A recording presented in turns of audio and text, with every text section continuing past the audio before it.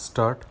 The Bombay High Court on Friday granted bail to a 42-year-old tailor booked for allegedly comprising and executing the serial bomb blasts in Pune in August 2012 for taking revenge of the custodial death of a terrorist of the banned Indian Mujahideen outfit. Stop.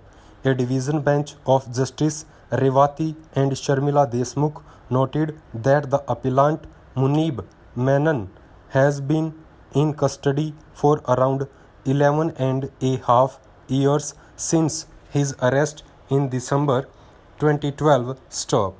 Today, the appellant is in custody for more than 11 and a half years with no prospect of the trial concluding within a reasonable period. Stop. Although the incident took place in December 2012, charge was framed in the said case only in 2022, and it is only in February 2024 that the first witness stepped into the witness box, the judges noted. Stop. The judgment authored by Justice Mohit further takes note to the fact that as per the prosecution, although there are 300 witnesses cited in the charge sheet, the prosecution intends to examine only 107 witnesses. Stop. Till date, only about 8 witnesses have been examined, and as such, the possibility of the trial concluding in the immediate near future appears to be bleak. Stop. The right to a speedy trial under Article 21 of the Constitution of India is a fundamental right, the judges underscored. Stop. According to the prosecution case, 5 bombs had rocked the city of Pune on August 1, 2012, and 1 live bomb was detected within the vicinity of the spot where the 5 bombs exploded. Stop. The bombs which were used in the commission of the offences were placed in bicycle baskets. Stop. All the bicycles were placed in one of the prominent business and crowded areas in Pune. Stop. It is the prosecution case that the said bomb blasts were planned to avenge the death of one Qatil Siddiqui, a member of a banned terrorist organization Indian Mujahideen, who was arrested for comprising to blast bombs at the famous Seth Ganpati Mandir in Pune. Stop. As regards the present applicant's role in the blasts is concerned, the bench noted that he attended 2 meetings where the other co-accused together hatched a conspiracy to execute the blasts. Stop. It further noted that the applicant was instrumental in purchasing SIM cards on bogus documents which were used for comprising to execute the blasts. Stop. Based on the confessional statements of the co-accused, the bench held that prima facie applicant's complicity in the crime was proved. Stop. We prima facie came to the conclusion that there were no reasonable grounds for believing that the appellant was not guilty of the offences with which he was charged as mandate under Section 21 (4) of the MCOC Act, nor were there any reasonable grounds for believing that the allegations against the appellant were not prima facie true as mandate under Sections 43 (d) (5) of the UAPA. The judges noted from its earlier order passed in 2022 when his bail plea was rejected. Stop. The instant application was, however, allowed on the ground that the accused has been in custody for more than 11 years and the fact that the trial has been proceeding at a snail's pace. Stop.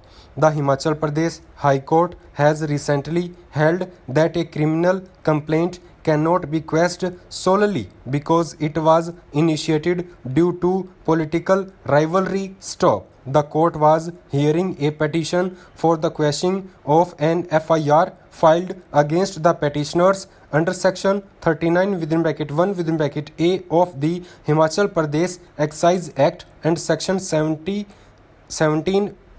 read with section 34 of the Indian Penal Code. Stop. The FIR stemmed from allegations that the petitioners had distributed liquor during panchayat elections to influence voters. Stop. The complaint was lodged by a political rival who alleged that the petitioners were attempting to sway the election by distributing alcohol. Stop. The petitioners denied the executions, asserting that the complaint was rooted in political vendetta. Stop. They also argued that the amount of liquor found in their vehicle did not violate the permissible limits under the Excise Act and sought to have the FIR quashed on these grounds. Stop.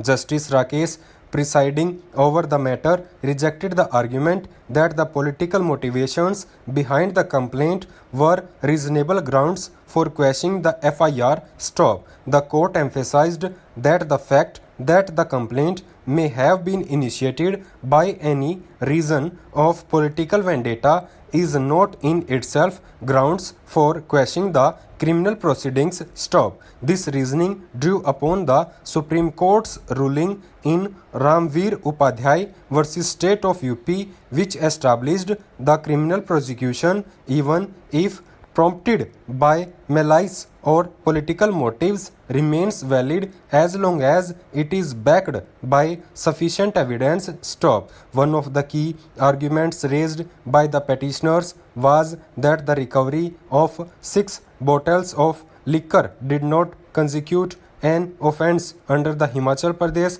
Excise Act, as each individual in the vehicle was permitted to possess up to 2 bottles of alcohol. Stop. However, justice rejected this line of reasoning by referencing the court's own decision in Veena Devi and Organization versus State of Himachal Pradesh, where the court held that it is impermissible to divide the recovered contraband among multiple accused to avoid legal liability. Stop. The court clarified that possession in such cases is considered collective, not individual. Stop. The petitioners was contended that no concrete evidence had been presented to support the claim that they were distributing liquor to voters. Stop. In response, the court cited the Supreme Court's decision in State of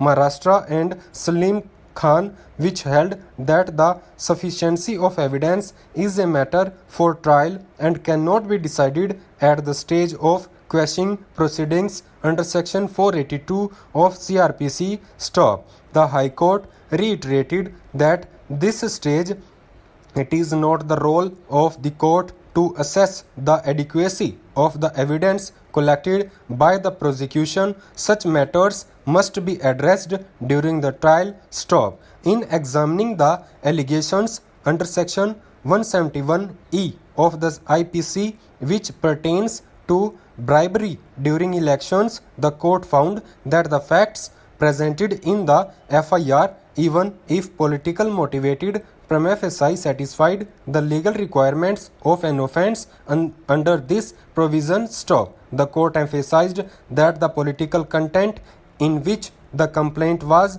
made does not negate the possibility that an offence was committed. Stop. The petitioners further argued that the allegations were improbable, pointing out that it was unlikely they would have left their vehicle unlocked with liquor inside. Stop. The court dismissed this argument, noting that the assessment of the credibility of such allegations must be determined through a full trial. Stop. Justice, citing the Supreme Court's ruling in Priyanka Jaiswal versus State of Jharkhand, underscored that the truthfulness or otherwise of the allegations cannot be determined at this stage. It is a matter of trial. Stop. The court underscored that the trial court is the appropriate forum to examine the sufficiency of evidence once a charge sheet has been filed. Stop.